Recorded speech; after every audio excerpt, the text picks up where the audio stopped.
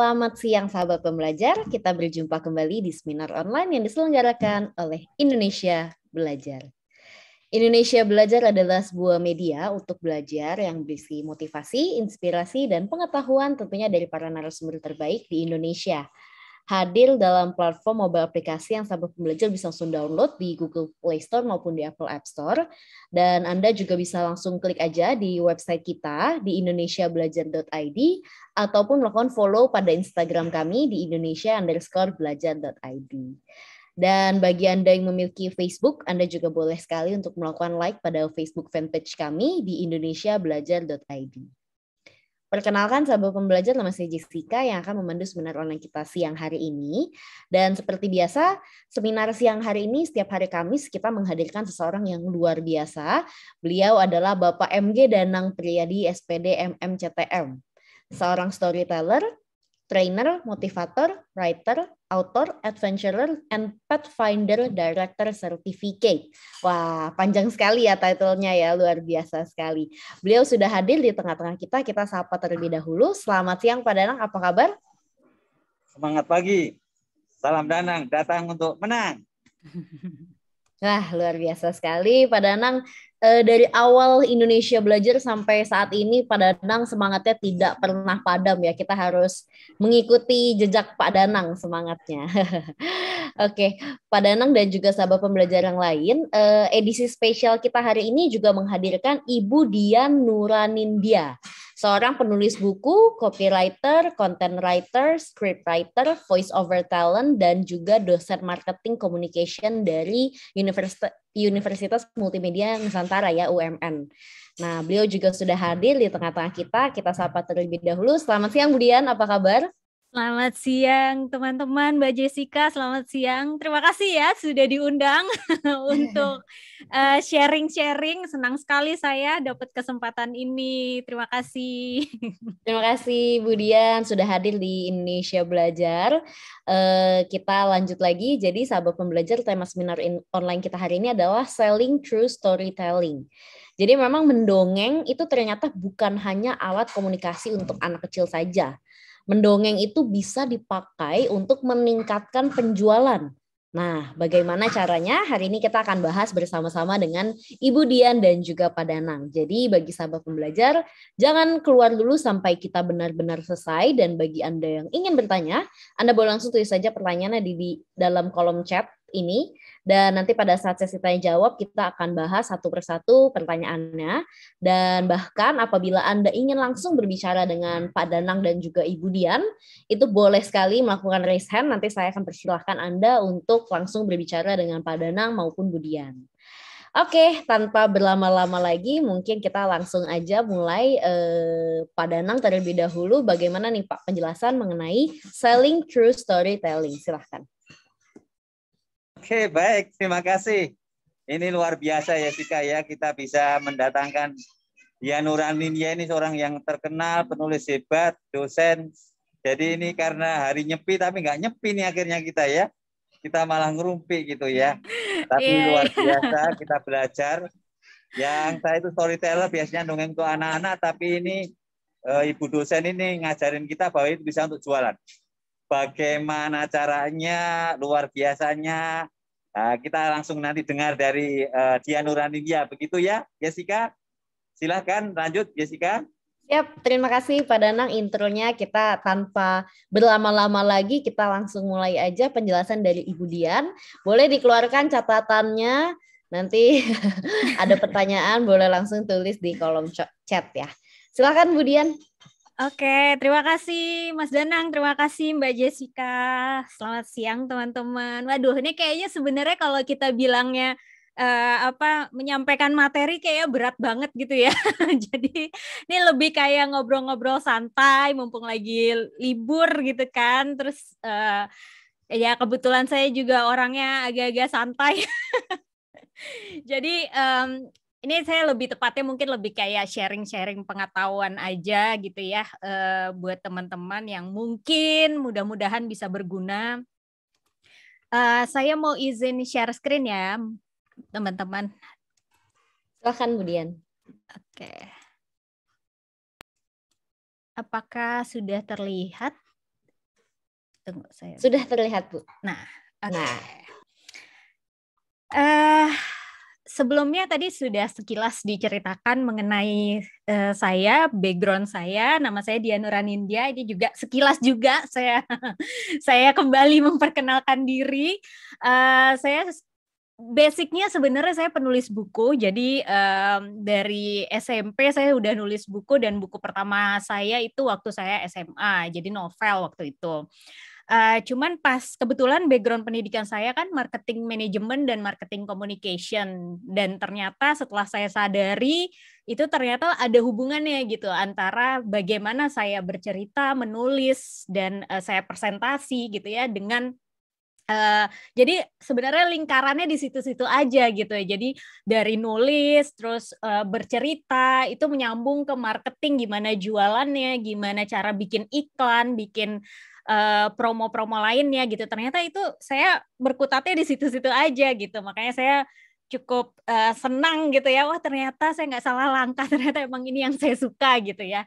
Kemudian dari penulis buku saya kebetulan pas lulus kuliah S1 itu saya jadi copywriter, jadi banyak bikin iklan sampai sekarang. Kebanyakan sih kalau sekarang lebih ke iklan-iklan yang berhubungan dengan pariwisata biasanya gitu, karena kebetulan saya juga suka traveling, jadi seneng gitu kalau research tentang daerah-daerah di Indonesia gitu. Kemudian saya juga megang content writer, jadi content writer sekarang, jadi kadang-kadang suka dapat klien perusahaan terus diminta untuk bikin konten perusahaan dalam jangka waktu tertentu.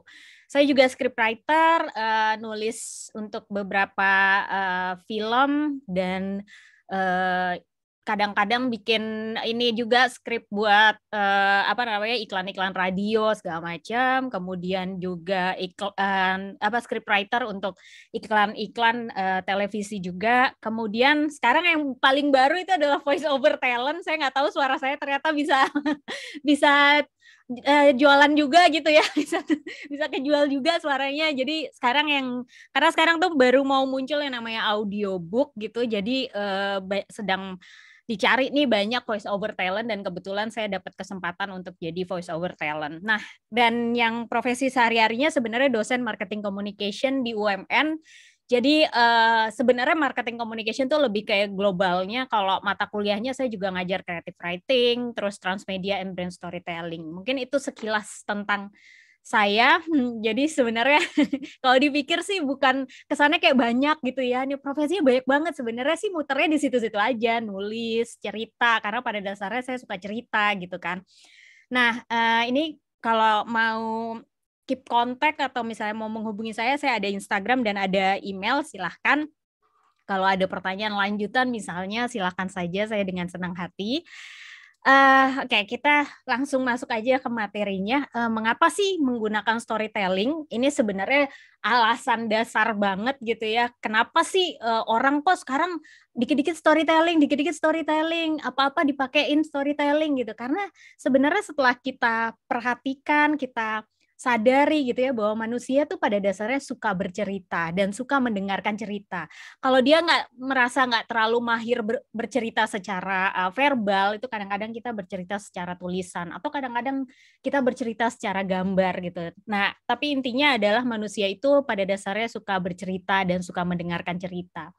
Kemudian manusia juga suka dengan objek-objek yang manusia suka membentuk objek-objek dari sesuatu yang abstrak gitu. Jadi kayak misalnya kalau kita mau bentuk gambar, itu kan kita sebenarnya gambar itu terdiri dari rangkaian garis-garis, dan garis-garis itu terbentuk dari rangkaian titik-titik gitu kan. Jadi akhirnya membentuk satu pola tertentu yang akhirnya kita bisa melihatnya sebagai satu bentuk gitu kan.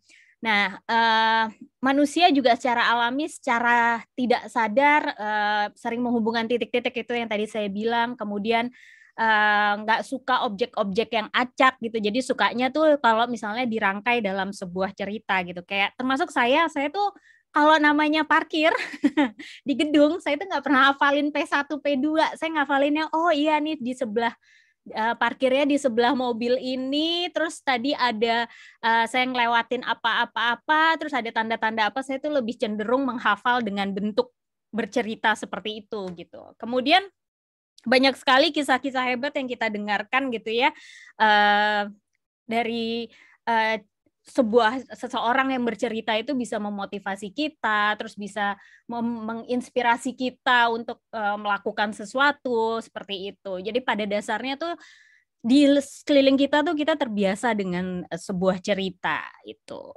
Kemudian, nah kenapa sih storytelling menjadi penting saat ini?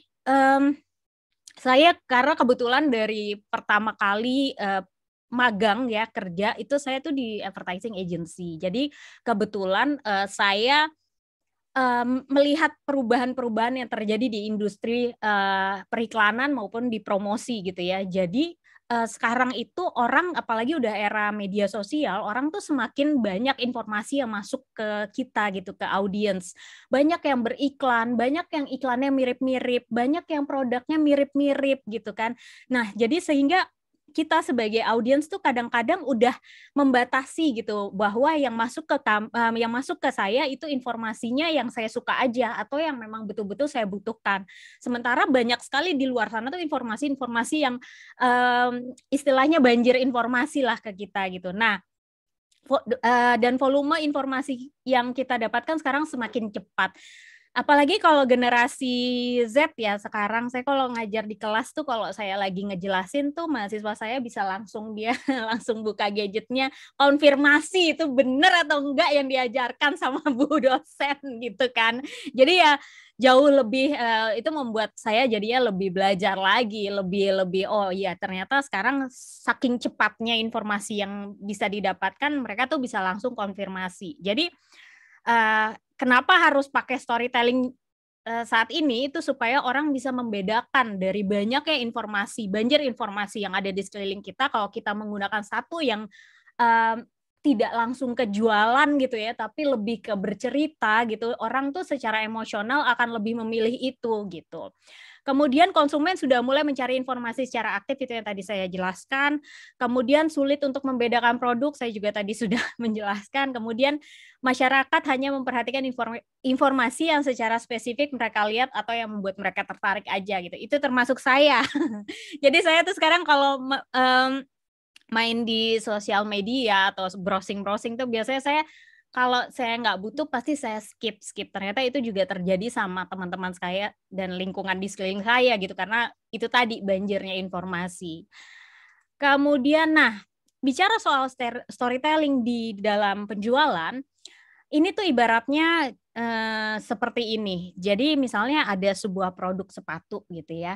Kalau misalnya kita menjual secara langsung, itu biasanya kita hanya mencantumkan harganya sekian, ada diskonnya, terus sorry ini sepatu tadi ini soalnya buku Harry Potter saya ganti jadi sepatu. Jadi ini jual sepatu misalnya ya, kemudian beli sekarang juga atau ajakannya. Nah, jadi kalau kita hanya langsung ke penjualan, itu bentuknya akan seperti ini. Nah, biasanya ini dibuat oleh copywriter, di mana kalau copywriter kan dia hanya menulis untuk sekali tayang ya biasanya. Tujuannya udah pasti langsung pengennya tuh kalau iklan keluar tuh langsung penjualannya naik. Nah, cuman sekarang yang lebih disukai oleh orang-orang itu adalah konten. Jadi bukan lagi iklan yang sekali jebret hard selling, tapi sekarang udah bentuknya konten di mana hubungan dengan audiensnya tuh dijaga. Jadi nggak langsung hard selling, tapi di situ ada cerita dari sudut pandang yang berbeda-beda, terus di mana di situ masuklah storytelling. Jadi hubungan jangka panjangnya lebih terjaga. Keuntungannya adalah ketika hubungan jangka panjang dengan audiens itu terjaga dengan konten-konten yang disajikan, itu nanti apapun yang dijual oleh ibaratnya apapun yang dijual oleh perusahaan itu dia pasti beli. Makanya sekarang banyak banget kayak selebgram atau influencer yang dia bikin konten bagus sekali sehingga orang itu ada rasa kepercayaan kepada influencer atau selebgram tersebut sehingga apa yang direkomendasikan oleh mereka itu bisa aja si audiensnya tuh langsung tertarik dan pengen pakai juga gitu. Jadi kalau kita ngomongin ibarat sepatu ini, kalau misalnya penjualan kita biasanya langsung kayak gini. Tapi kalau kita masukin unsur storytelling atau jadinya adalah konten, dia akan bisa membahas macam-macam tentang apa bahan bakunya, di mana dibuatnya, kapan dibuatnya, terus siapa orang-orang di balik layar dalam pembuatan sepatu ini misalnya, terus kenapa sepatu ini harus dibeli, kenapa sepatu ini bisa misalnya membuat kaki kita shape-nya lebih bagus, misalnya seperti itu. Banyak sekali yang bisa diceritakan gitu mengenai sepatu ini gitu. Makanya dan orang saat ini mereka tuh butuh sekali informasi-informasi yang jelas, yang lengkap gitu, nggak cuma soal harganya berapa, diskonnya berapa dan lain sebagainya, tapi ada hal-hal kecil yang kadang kita nggak sadari bahwa orang tuh sekarang butuh informasi seperti itu gitu. Nah ini tambah how bagaimana pembuatannya. Oke.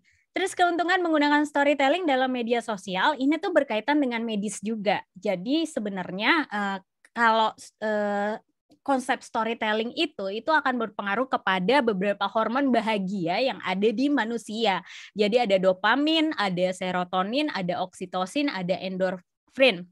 Nah, dopamin tuh biasanya dimunculkan dari cerita-cerita yang menegangkan. Jadi kalau misalnya kita bikin cerita menegangkan di awal gitu ya, sebelum kita berjualan di bawahnya gitu ya, di belakangnya gitu ya, itu biasanya akan munculkan hormon dopamin yang akhirnya akan meningkatkan daya ingat. Jadi dia ingat terus sama produk itu, terus ada motivasi dan lebih fokus. Kemudian ada oksitosin, itu biasanya cerita yang indah-indah.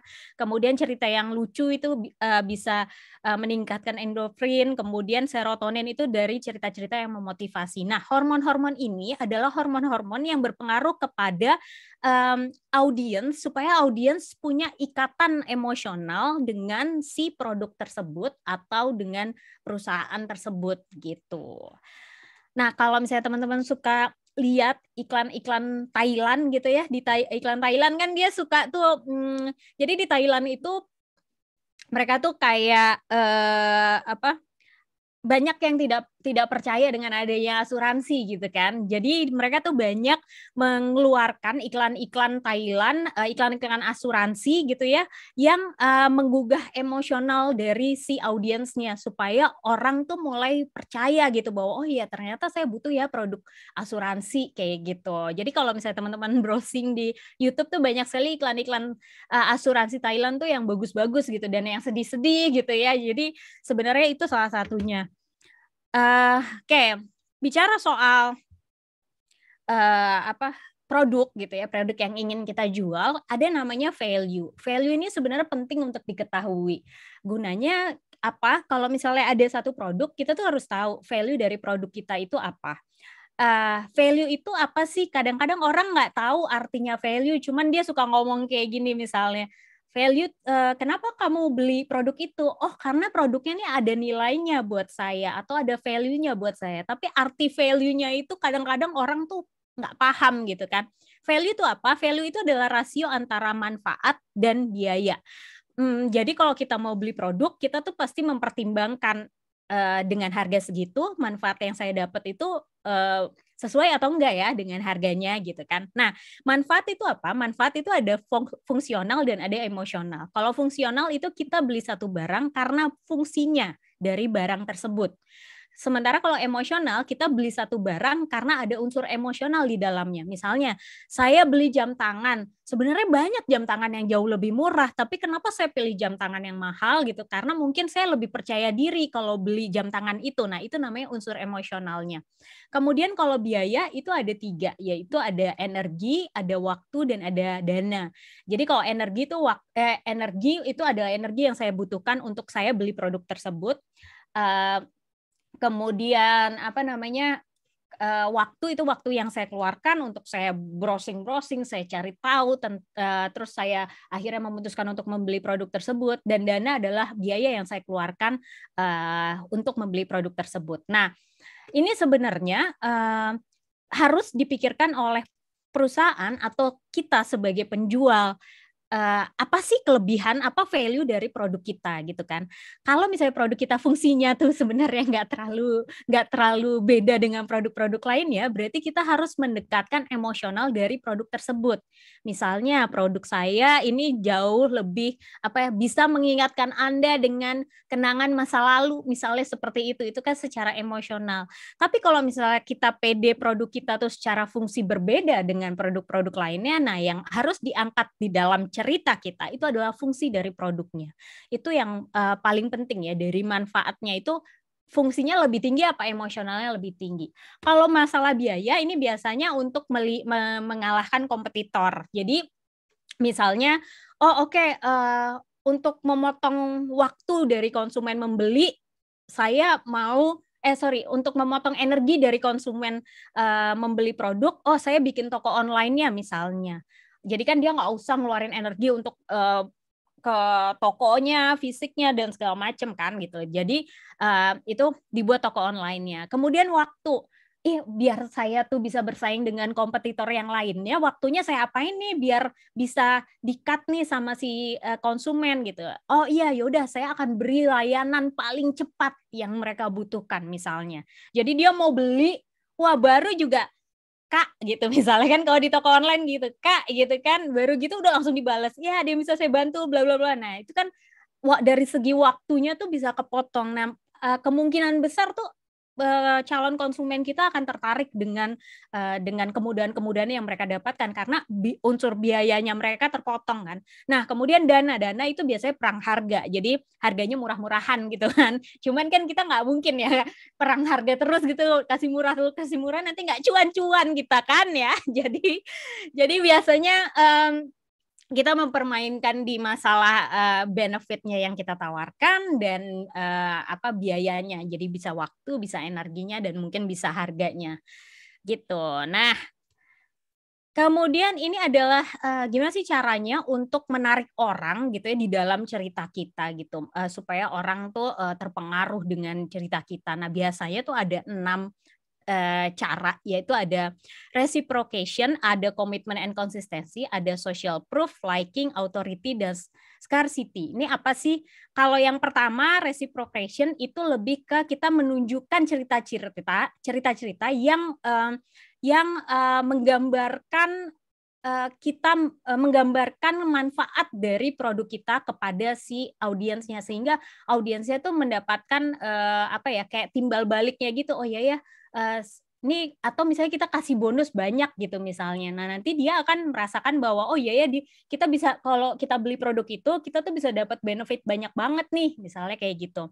Nah, kemudian kalau nomor 2 commitment and consistency, biasanya ini buat produk-produk yang mahal ya, kita minta DP kan, minta down payment itu sebenarnya supaya mereka tidak kemana-mana lagi gitu, supaya mereka ada pertimbangan, oh nggak mungkin deh saya beli di tempat lain karena saya sudah DP di situ misalnya.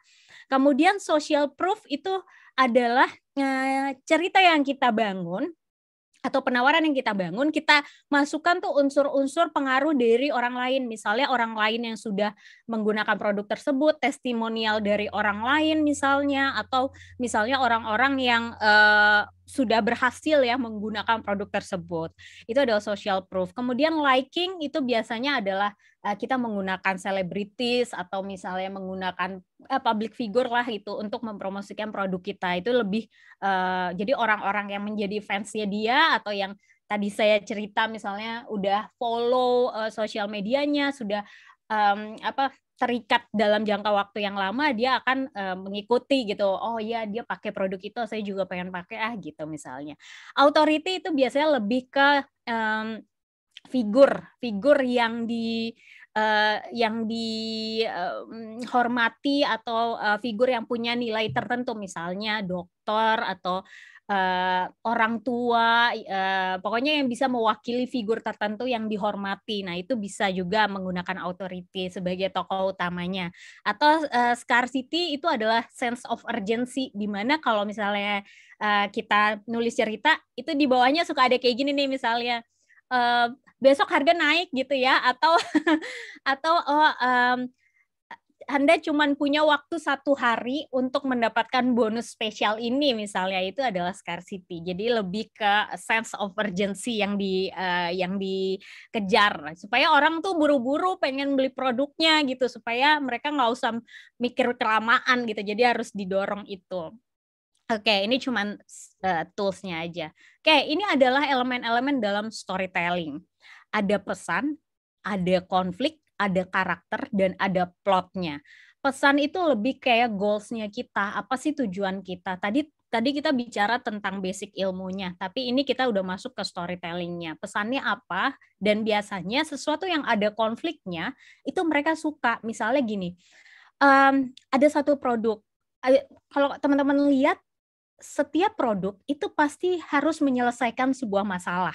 Setiap produk itu harus bisa jadi solusi atas kebutuhan dari audiens atau konsumen. Misalnya kayak, oh saya punya masalah dengan ketombe, itu kan konflik sebenarnya gitu, permasalahan yang dihadapi.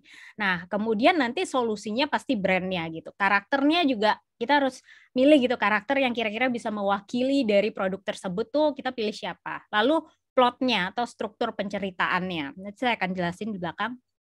Ini adalah elemen-elemen di dalam storytelling, dan biasanya kalau misalnya kita bercerita itu pasti ada 4 hal ini di dalamnya gitu.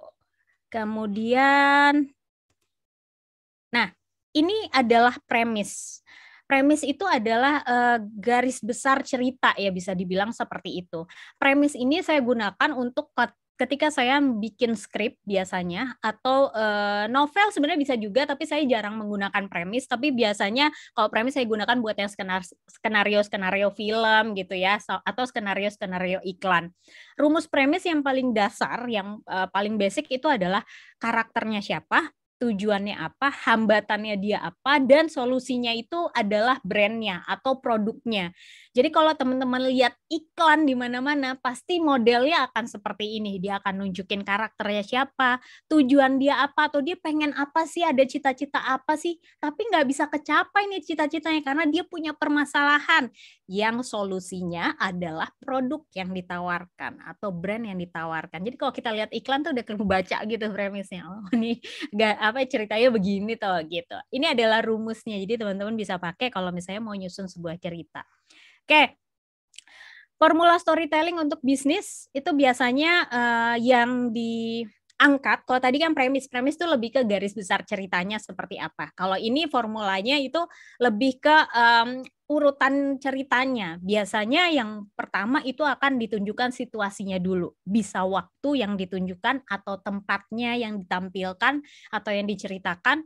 Kemudian baru muncul si heroes-nya. Heroes-nya itu siapa? Bisa konsumen, bisa dari sisi konsumen, bisa dari sisi karyawan perusahaannya. Tergantung kebutuhan dari ceritanya itu apa gitu, atau misalnya message yang mau disampaikan itu apa. Karena setiap elemen yang berhubungan dengan produk kita atau dengan brand kita itu pasti dia punya cerita kan masing-masing. Nah, itu cerita itu bisa diambil untuk kebutuhan promonya gitu. Jadi heroes-nya bisa siapa aja. Kemudian obstacles, kebutuhan atau keinginannya yang belum terpenuhi. Jadi yang hambatannya dia apa. Kemudian resolution-nya adalah kepuasannya dia dan misalnya solusi dari produk yang ditawarkan tersebut. Kemudian ada transformation. Biasanya penutupnya itu berupa quotes atau saran atau informasi-informasi yang memang harus disampaikan kepada audiens gitu. Ini formula storytelling untuk bisnis.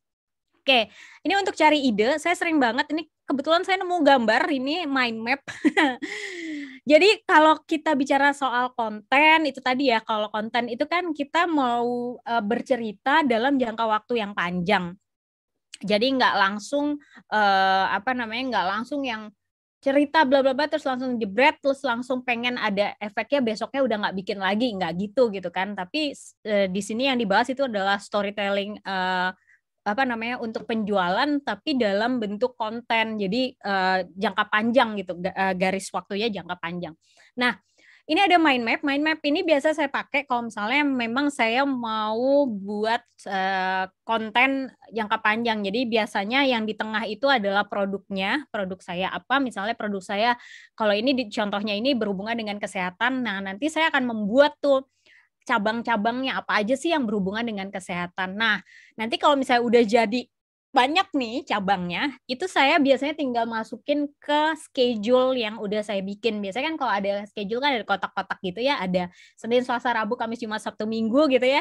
Itu saya udah masukin nih, kira-kira nanti yang hari Senin itu saya masukinnya tentang apa yang berhubungan dengan kesehatan. Terus Selasa tuh apa, Rabu apa, kayak gitu. Jadi udah diplot semua. Jadi saya nanti tinggal ngembangin aja ceritanya seperti apa gitu di setiap kontennya. Jadi biar nggak kemana-mana gitu ceritanya gitu. Kemudian, nah ini gimana sih ngembangin kontennya? Jadi ini ada beberapa cara. Kalau misalnya teman-teman perhatikan, kalau misalnya konten creator di luar sana, dia tuh menggunakan teknik tuh yang ada yang lokasi dan karakternya sama, tapi dia ngebangun prequel dan sequel. Ada yang di lokasinya tetap, tapi periode waktu yang sama dan ditambahkan karakter baru setiap episodenya, atau tetap dengan periode dan karakter yang sama tapi dia jelajahi tempat atau lokasi yang berbeda, atau bisa juga karakter yang sama tapi waktu dan tempatnya baru. Jadi sebenarnya ada, kita nggak biar kita diingat, bentuk cerita kita diingat, itu tuh kita lebih baik menggunakan settingannya itu yang sama gitu, maksudnya template-nya yang sama. Jadi itu orang akan lebih ngingat gitu dengan model yang kayak gitu tuh template-nya brand A ya gitu, atau produk B misalnya kayak gitu. Jadi lebih diingat. Ini ada beberapa pilihan untuk teman-teman. Kemudian ini tips and trick menggunakan storytelling untuk bisnis. Yang pertama, yang penting sekali adalah pahami audiens Anda. Siapa calon konsumennya? Kita mesti tahu, semakin detail tuh semakin bagus. Jadi kita fokus. Tapi kalau misalnya memang ada yang tiba-tiba tertarik dengan produk kita di luar dari target audiens kita atau target market kita, ya itu anggap aja itu sebagai bonus gitu. Tapi intinya tujuan kita itu fokus pada target market yang sudah kita tentukan. Kemudian kita harus tahu pesan kita apa, terus pastikan ceritanya memiliki struktur yang tadi saya sudah jelaskan di atas. Kemudian otentik, gunakan nada percakapan sesuai target. Kalau anak muda itu seperti apa, kalau orang dewasa itu seperti apa cara berbicaranya. Terus ingat audiens adalah hero-nya. Jadi jangan tiba-tiba dia jadi antagonisnya gitu kan ya. Jangan gitu juga gitu. Tapi semua dilihatnya harus dari kacamata audiensnya gitu, supaya kita supaya ada ikatan emosional, supaya si audiens itu akan merasa oh iya ya, saya ngalamin ini loh, saya butuh loh produk ini gitu misalnya. Kemudian jadilah visual. Jadi kadang-kadang orang tuh, apalagi yang untuk saya ngalamin nulis novel dan ngalamin nulis skenario kan, itu jauh sekali berbeda gitu. Karena kalau nulis novel kita bisa berangan-angan gitu, berimajinasi. Sementara kalau nulis skenario kan kita harus visual banget gitu. Nah, kalau kita bikin storytelling untuk bisnis secara visual kan pasti, itu tuh kita harus ngelihatnya dalam kacamata visual gitu ya. Jadi jangan ada yang kalimat-kalimat angan-angan gitu, tapi kalimatnya harus real semua. Kemudian buat hubungan manusia dengan memasukkan unsur emosional yang tadi saya sudah jelaskan, dan jual cerita Anda bukan produk Anda. Karena kalau ceritanya itu sudah menggugah secara emosional, tentunya dia akan terikat dan tertarik untuk mengetahui lebih dalam tentang produk Anda itu. Kemudian ini adalah contoh-contoh. Saya punya contoh, tapi saya nggak ada contoh ini ya. Saya cuma mau cerita. Ada waktu itu saya sempat lihat ada yang beriklan tentang rumah. Jadi beliau menjual rumah gitu ya. Orang dari awal tidak sadar bahwa dia sedang menjual rumah. Jadi dia cerita panjang lebar tentang kenangan-kenangan dia di rumah tersebut. Dia lahir di situ, terus gimana dia tumbuh bermain di tamannya, terus dia punya kamar yang bentuknya seperti ini, bla bla bla. Terus ada dapur kecil buat ibunya selalu memasak masakan dengan harum dan lain sebagainya. Terus di bawahnya tuh dia sebenarnya menjual rumah. Jadi di bawahnya dia baru bilang gitu, apakah Anda pengen merasakan kehangatan keluarga saya di rumah ini, dijual dengan luas sekian. Jadi dia penjualannya terakhir gitu. Tapi menurut saya itu menarik karena orang tuh udah terikat dulu secara emosional dengan cerita beliau yang sangat mengharukan itu gitu, tentang keluarga, kehangatan keluarganya dia di rumah itu gitu. Ternyata dia di bawahnya ngejual rumah. Itu contoh aja sih. Kemudian ini ada contoh buat di Instagram. Kadang-kadang saya suka dapat pertanyaan gitu. Kalau di Instagram tuh nulis caption gimana sih gitu.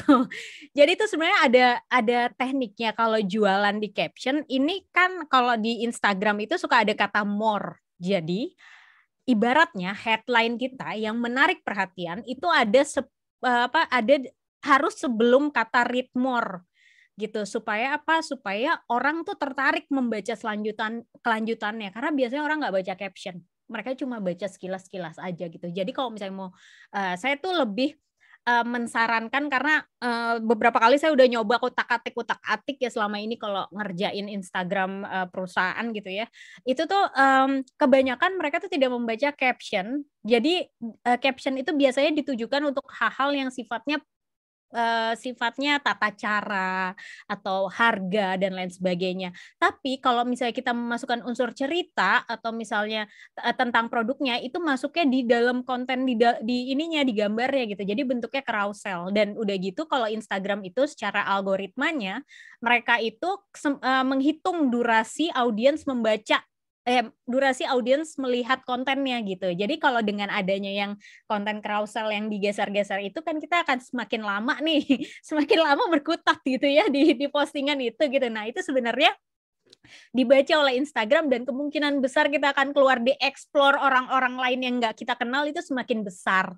Jadi itu sebenarnya tipsnya.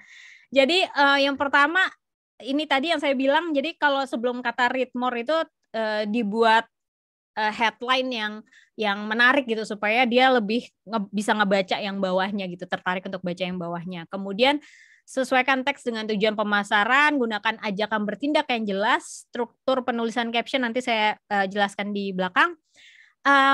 Menulis dengan bahasa percakapan, target tadi saya udah jelasin, gunakan hashtag, kemudian beri apresiasi dengan teks sumber, misalnya kalau ada konsumen yang sudah membeli gitu ya, kita kasih apresiasi, misalnya kita bisa repost postingan dia misalnya gitu ya. Terus buat format agar mudah dibaca. Kadang-kadang kalau di Instagram tuh kita nggak bisa nulis secara langsung gitu ya, jadi tulisannya kayak nyambung semua. Caranya itu adalah di notes handphone, itu kita bikin dulu draftnya, baru nanti di copy paste di Instagram, nanti bisa dapat space-nya gitu. Soalnya ada beberapa, kalau nggak salah ada beberapa handphone yang nggak bisa ngasih jeda gitu di caption Instagram. Nah, itu tadi tips saya kalau misalnya mau nulis captionnya, karena saya sering banget dapat pertanyaan gimana caranya nulis caption gitu.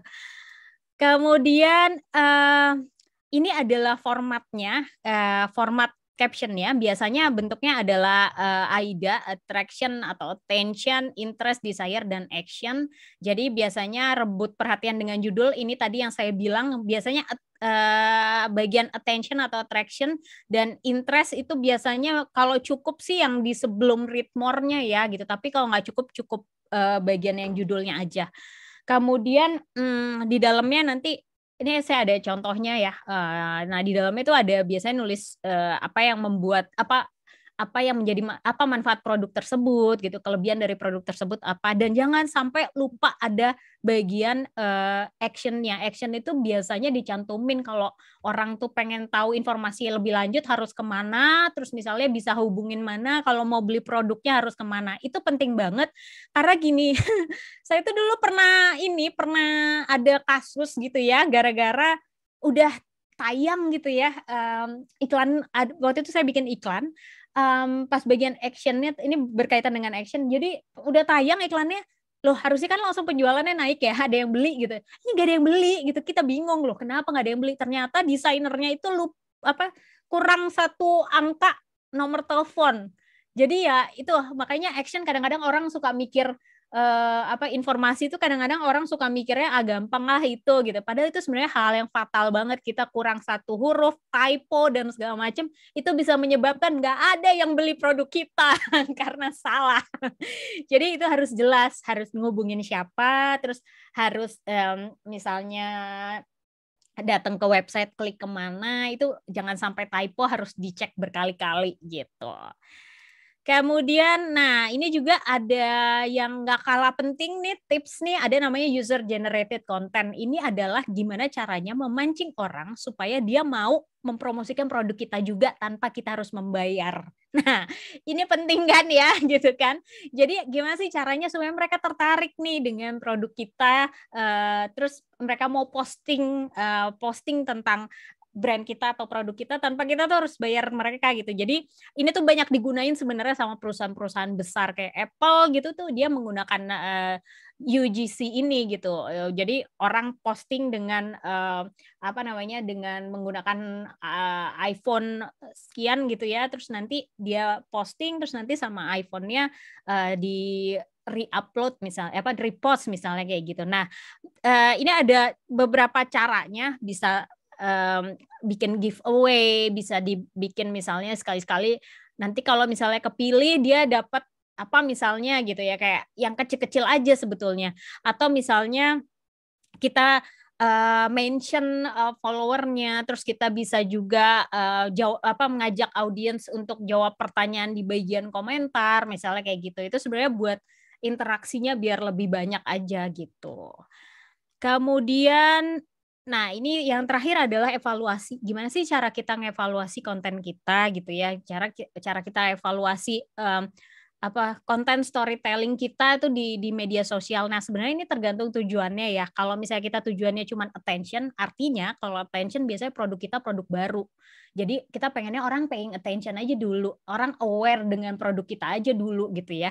Itu biasanya kita ngelihatnya dari berapa banyak views-nya. Jadi bukan dari followernya, tapi lebih ke kalau follower tuh sekarang agak susah dideteksi. Instagram pun tuh mulai tidak mendeteksi follower gitu ya, karena banyak yang beli followernya ya, saudara-saudara gitu kan.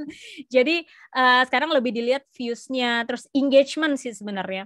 Terus kalau kita pengen di tahap interest-nya dia udah mulai tertarik dengan produk kita bisa lihat dari berapa orang baru followernya, subscribernya, yang nge-download berapa, terus yang nge-save berapa gitu ya.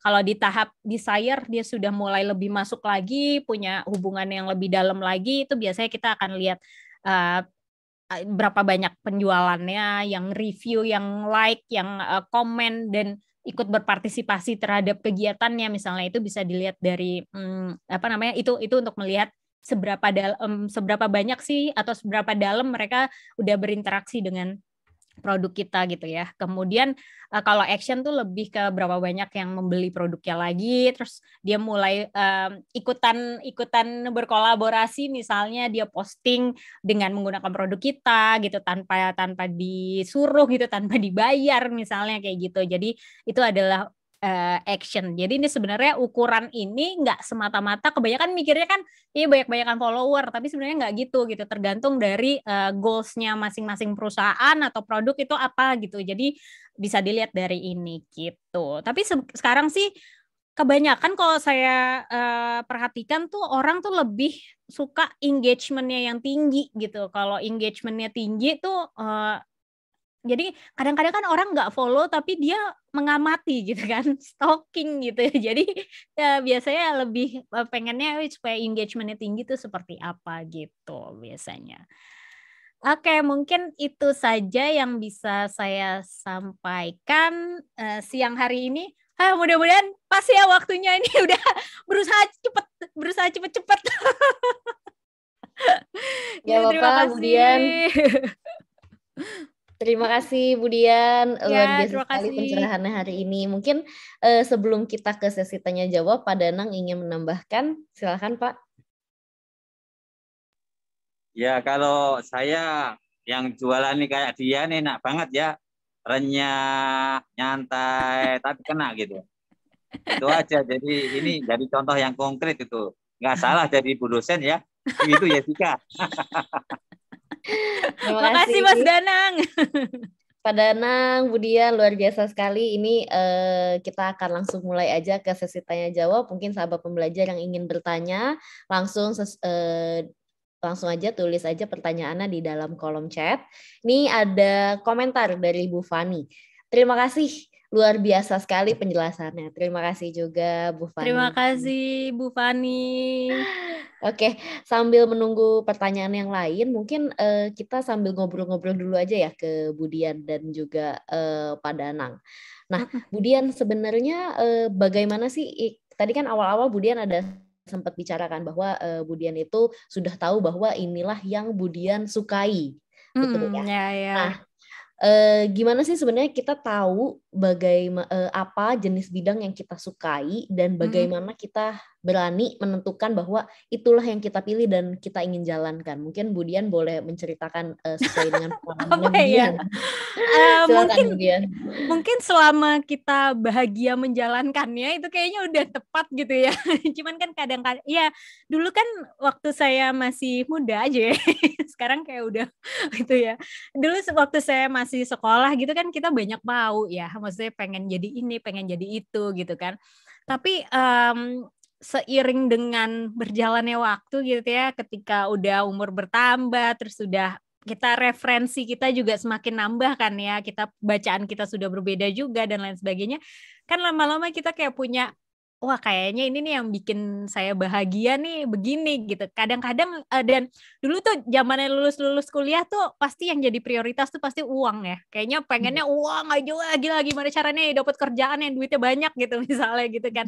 Tapi pas semakin kesini tuh kita mikir ada banyak hal yang ternyata bukan, uang tuh bukan jadi yang utama lagi gitu. Tapi kayak misalnya kebahagiaan, waktu, kesehatan, itu tuh hal-hal yang sebenarnya oh iya ya ternyata tuh ya percuma uangnya banyak tapi ternyata kita sakit-sakitan gitu ya, atau misalnya kita tuh waktunya habis nggak pernah ketemu sama keluarga atau gimana, itu kan kayaknya juga jadinya nggak bahagia juga gitu kan.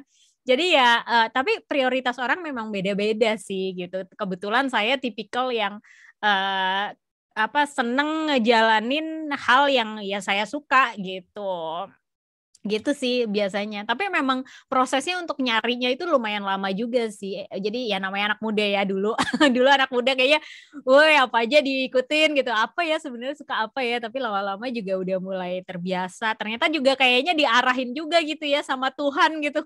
Nih kamu nih udah dikasih ini, udah tekunin ini gitu. Saya juga nggak pernah nyangka bahwa saya bakal jadi penulis. Karena dulu sukanya gambar waktu kecil. Jadi di lesnya gambar gitu kan, terus kayak suka ikut kompetisi-kompetisi menang gambar gitu. Nulis tuh sesuatu yang sangat di luar ekspektasi dari keluarga saya gitu, karena nggak ada background penulis dari keluarga gitu kan. Tapi ternyata justru itu gift yang tiba-tiba gitu, nggak tahu gitu ternyata jadi penulis gitu. Dan kebetulan relate dengan bidang saya beneran S1 saya kan marketing manajemen, S2 saya marketing communication gitu ya. Saya pikir tuh nggak ada relate-nya sama storytelling, sama penulisan gitu. Tapi salah banget ternyata, apalagi sekarang udah masuk era digital, siapa sih perusahaan yang nggak butuh content writer, yang nggak butuh copywriter, siapa sih gitu. Perusahaan udah masuk digital semua gitu kan, udah masuk sosmed semua gitu. Jadi ya ternyata relate gitu, dan ya alhamdulillah aja gitu, ternyata semua tuh muternya di situ-situ aja gitu. Luar biasa sekali. Terima kasih Bu Dian. Mungkin Pak Danang ingin menambahkan terkait pertanyaan. Ya, sebetulnya kita harus lihat 3P ya. P pertama itu ada purpose, tujuan kita apa. Ya, lalu P kedua potensial, talenta bakat kita apa. Lalu kemudian passion. Jadi contohnya, waktu itu saya pengen jadi manusia itu yang bermanfaat bagi orang lain. Wah, jadi guru ya. Tapi setelah dilihat tadi dia mengatakan duit juga. Waktu saya jadi guru, gajinya 250.000. Saya ditawarin Gramedia menjadi sales, gajinya 500.000. Saya akhirnya cabut. Jadi guru, makan di pinggir jalan, nonton film, malu-maluin. Gak sopan. Tapi kalau jadi sales kan makan di pinggir jalan biasa aja. Udah gajinya 2 kali lipat. Nah, karena jalan-jalan bisa keliling juga Indonesia bahkan dunia, ya udah akhirnya ya ditekuni. Maka dengan ada tujuan bahwa memang juga bermanfaat bagi orang lain, lalu kemudian kita ada potensi ya bisa ngomong, pintar ngomong, lalu dengan begitu kita akan menjalani dengan passion, dengan senang, dengan penuh gairah. Makanya ya puncaknya pernah menjadi National Sales Manager, ya pernah keliling 30-40 negara dan seterusnya. Nah itu akhirnya senang.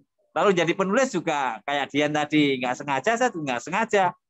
Waktu itu saya terjun di toko-toko menjual, tetapi dari pengalaman menjual ini banyak orang kok yang nggak bisa menjual. Ya udah, akhirnya Ayu Widya minta saya nulis. Lalu akhirnya dia menjadi co-writer saya. Akhirnya bukunya laris. Nah sekarang akan muncul buku yang keempat, 50 kesalahan sales dan solusinya, yang menurut Mbak Mira editornya, wah ini bakal laris Pak, gitu loh. Nah akhirnya berkembang dan sekarang Ayu Widya juga mengatakan, kalau udah nulis nanti nggak akan berhenti loh. Betul, ternyata banyak yang bisa ditulis. Nah seperti itu, mengalir tapi juga pada tujuan dan sesuai dengan potensi kita, sehingga kita melakukan dengan passion. Dan ujungnya nanti untuk kemanfaatan bagi orang lain. Better life for all. Begitu, Jessica. Luar biasa sekali, Pak Danang. Kita ingat aja ya, 3P berarti. Iya, benar-benar. Siap. Terima kasih Bu Dian dan juga Pak Danang. Kita lanjut lagi. Ini ada pertanyaan dari Ibu Endah. Mantap nih pemaparannya Bu Dian. Bolehkah diminta untuk materinya? Oh iya. Nanti berarti ke mana mungkin ya? Bu Dian bisa kirimkan ke Pak Danang bisa kirimkan ke Mbak Endah. Oh ya, seperti itu ya Pak Danang ya. Terima kasih Bu Dian dan juga Pak Danang. Nah kita lanjut lagi, ini ada komentar dari Bapak Ferry. Terima kasih meskipun saya telat join. Terima kasih juga Pak Ferry. Terima kasih Pak Ferry. Ini ada dari Bapak atau Ibu MC Komeng, cakep pemaparannya. Padat merayap, hehehe. Terima kasih juga Pak Komeng. Luar biasa sekali nih Bu Dian dan juga Pak Danang. Nah ini ada satu pertanyaan dari Ibu Mira. Inspirasi biasanya dapat dari mana ya Bu Dian dan juga Pak Danang? Mungkin boleh dijawab dulu dari Bu Dian, nanti setelah itu baru ke Pak Danang. Silakan Bu. Inspirasi kebetulan sebenarnya gini, kalau kita bicara inspirasi itu sebenarnya berhubungan dengan ide ya. Ide itu sebenarnya nggak habis-habis. Cuman biasanya kita tuh kayak nggak punya waktu untuk explore lebih jauh. Terus saya juga dulu tuh mikir, aduh stuck nih, inspirasinya tuh nggak ada nih. Tapi sebenarnya tuh itu kayak alasan aja gitu. Karena sebenarnya kalau kita ngomongin ide tuh pasti ada aja. Bahkan kadang-kadang film, kalau kita ngomongin film ya, film-film yang bagus gitu, film-film Hollywood itu biasanya dari hal-hal yang sangat sederhana. Jadi dia sangat sederhana, terus dia kembangin, oh ya dia misalnya ngelihat apa gitu di sekelilingnya dia, ngelihat kodok gitu, tiba-tiba dia bikin cerita tentang pangeran kodok gitu kan. Maksudnya sebenarnya dari hal-hal sederhana tuh bisa jadi inspirasi yang besar gitu tentang yang penting kita ngolahnya aja sih sebenarnya.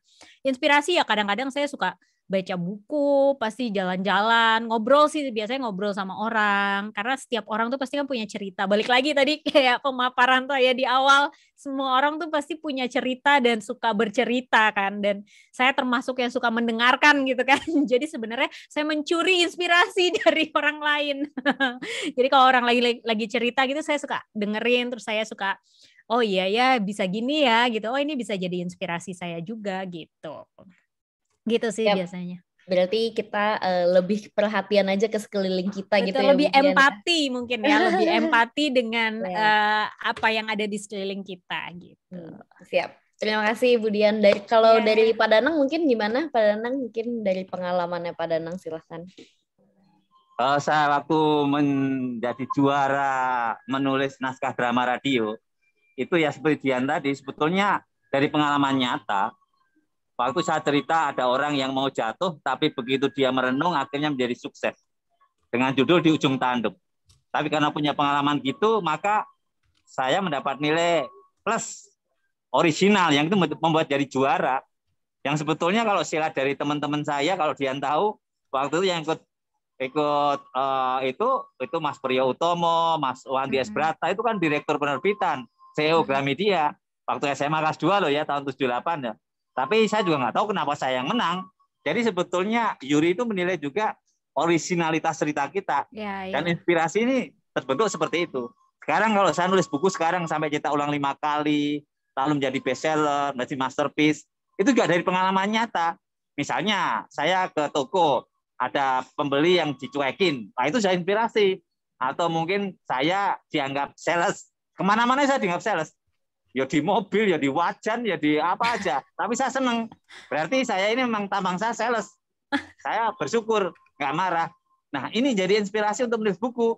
Sehingga karena ini pengalaman nyata, teruji dan terbukti, orang gampang niru, bisa sukses, lalu akhirnya menjadi laris, bestseller, dan diminta orang berkali-kali. Jadi, seperti Dian katakan tadi, sekeliling kita itu banyak banget.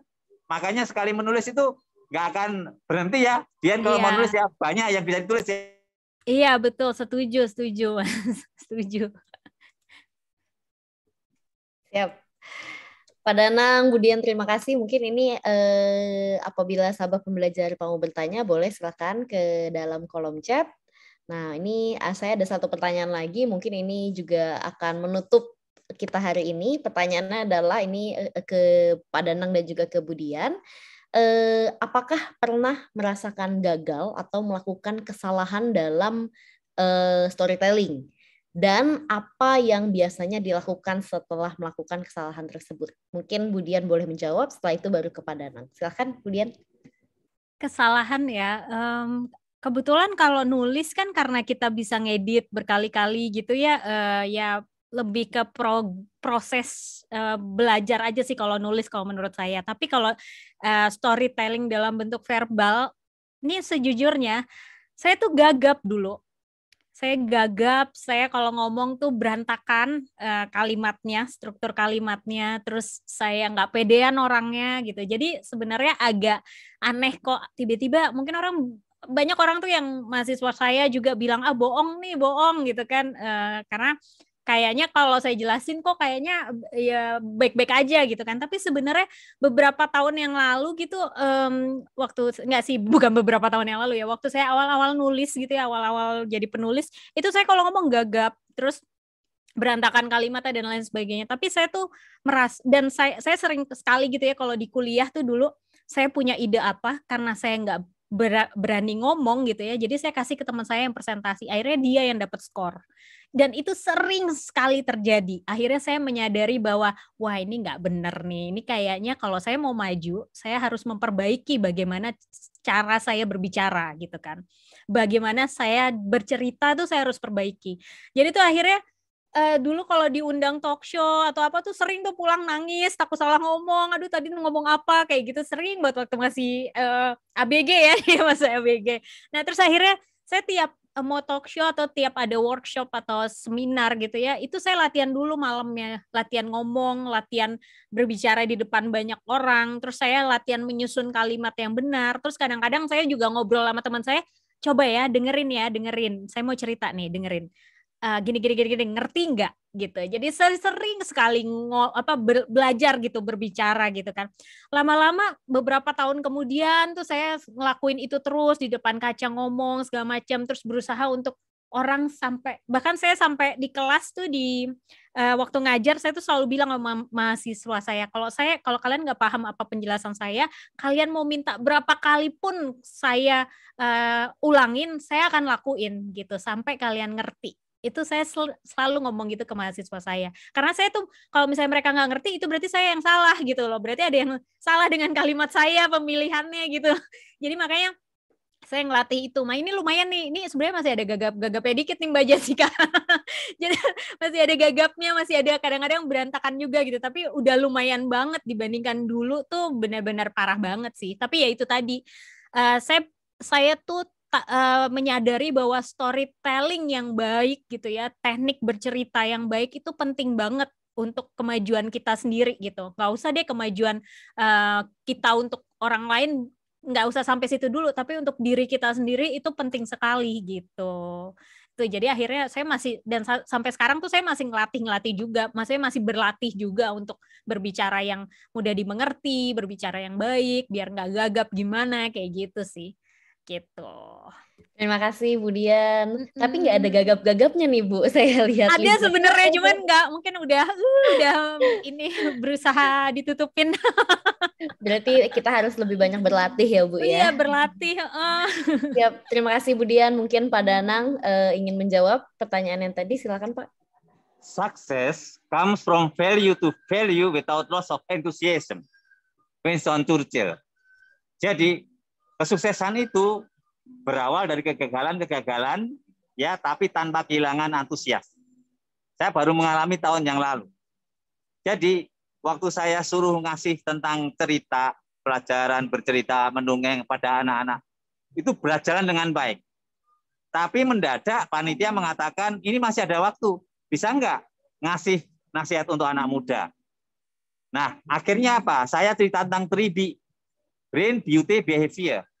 Nah, saya lihat ada seorang yang cantik, dia jadi MC-nya. Saya bilang, kita kalau menjadi MC atau menampilkan diri jangan hanya sekedar cantik, kita harus pinter, kita harus itu, jadi tidak kelihatan bodoh atau apa begitu. Gitu, begitu. Saya nggak nyangka, seminggu kemudian itu ibunya protes. Kamu menyebut anakku bodoh sih, gitu loh. Waduh, saya kaget itu. Maksudnya ini saya secara umum ya, teman-teman jangan sekedar cantik, ganteng dan seterusnya, tapi kita harus ada isinya, jangan kosong isinya gitu loh. Lalu aku minta maaf, lalu akhirnya ibunya bisa menerima. Tapi ada omnya yang protes juga, saya minta maaf juga bisa menerima. Tapi sayangnya ada 2 orang yang protes, saya nggak tahu siapa dia, memaki-maki saya dan minta saya supaya refleksi, supaya saya mundur tidak menjadi trainer dan motivator. Bahkan ada lagi yang menelpon supaya saya membuat video minta maaf dan dia maksa saya untuk minta maaf gitu. Lalu saya mulai curiga, ini kayaknya nggak benar ini, saya akan dimasalahkan. Lalu akhirnya ya saya nggak balas, saya nggak akan nulis lagi. Dalam arti nggak membalas lagi. Nah, bagi saya ini menjadi pelajaran penting, juga mungkin untuk teman-teman.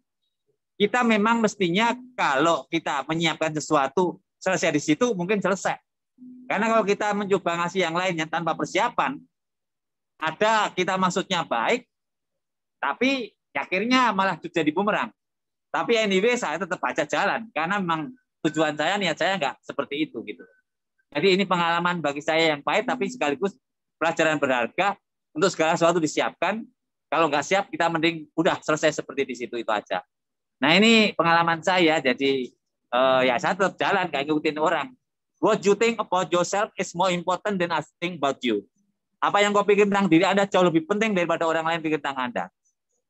Orang lain boleh mengaki-maki, orang lain boleh sangka, menghakimi. Tetapi kalau niat kita tulus baik dan tidak seperti itu, ya kita jalan aja. Begitu ceritanya ya, Dian, Jessica, ini pengalaman berharga bagi saya, mungkin nanti untuk teman-teman. Terima kasih. Terima kasih Pak Danang dan juga Bu Dian, terjawab sekali pertanyaannya. Luar biasa ya Pak Danang pengalamannya. Dan ini juga udah ada komentar dari Bapak Aswan. Terima kasih Pak Danang, Bu Dian, semua inspirasinya. Thank you Bu Jessica dan tim pendukung event ini. Terima kasih juga Pak Aswan Hardi sudah hadir di seminar kita. Ini dari Bu Mina. Terima kasih Pak Danang dan Mbak Dian, sharingnya sangat bermanfaat.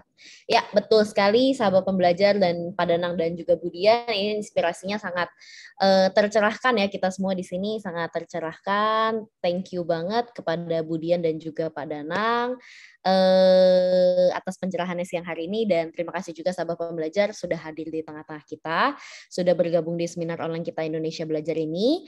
Dan bagi Anda yang ingin melihat lagi sesi kita hari ini, Anda bisa langsung lihat saja di YouTube-nya kita, di YouTube Indonesia Belajar Official. Boleh untuk melakukan subscribe dan juga like pada video-videonya. Oke, Pak Danang dan juga Bu Dian, tidak terasa ternyata ini sudah jam 3 lewat, saatnya kita berpisah. Terima kasih sebanyak-banyaknya kepada Bu Dian karena materinya sangat luar biasa, kepada Pak Danang juga terima kasih.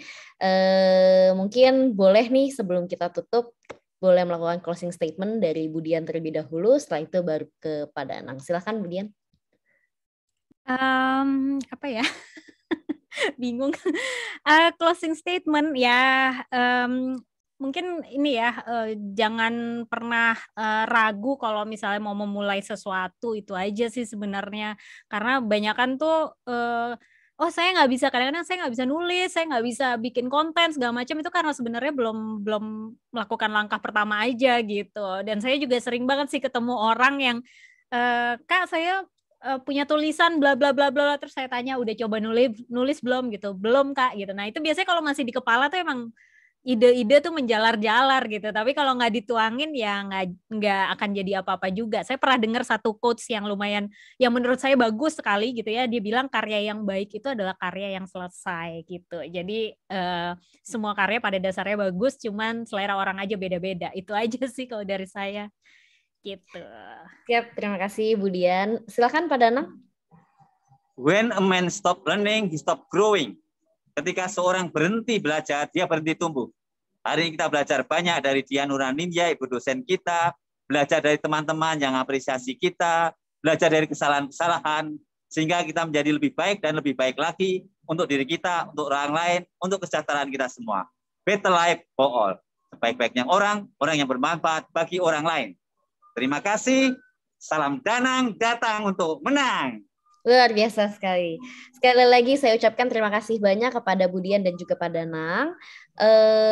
Ini waktunya untuk kita berpisah. Saya Jessica dan tim Indonesia Belajar yang bertugas mohon undur diri dan terima kasih. Stay safe dan stay healthy. Salam sukses luar biasa. Terima kasih. Terima kasih.